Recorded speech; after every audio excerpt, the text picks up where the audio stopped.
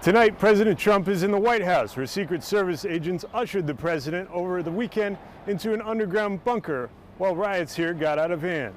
Justice! George Floyd! What began as peaceful protests in many places across the country devolved into violence. From North Carolina to Michigan and the Twin Cities, as thousands took to the streets in the days since George Floyd's death under the knee of a Minneapolis police officer. In the nation's capital, Washington joined the growing list of cities calling in the National Guard, deploying pepper spray at protesters as fires burned across the city, from the headquarters of the AFL-CIO labor union building to the historic St. John's Church across the street from the White House. I had a chance to walk through St. John's Episcopal Church, and like so many of you, I was quite angry at the vandalism and arson. D.C. Mayor Muriel Bowser is now extending a citywide curfew. We will not allow the continued destruction of our hometown by people who are coming here to protest or by D.C. residents.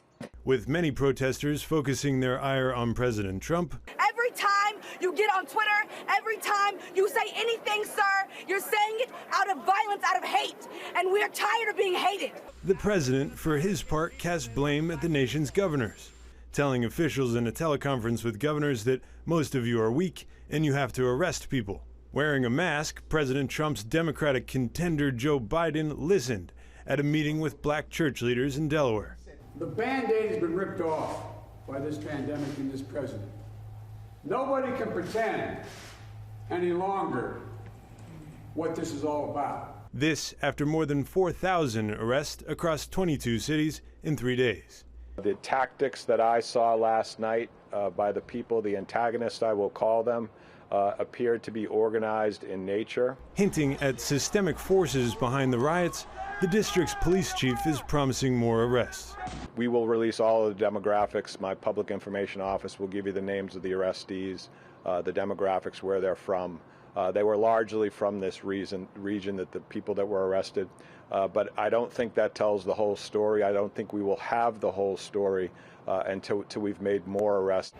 With cleanup efforts underway across the country, U.S. Attorney General Bill Barr is sending riot teams from the U.S. Bureau of Prisons to Washington and Miami.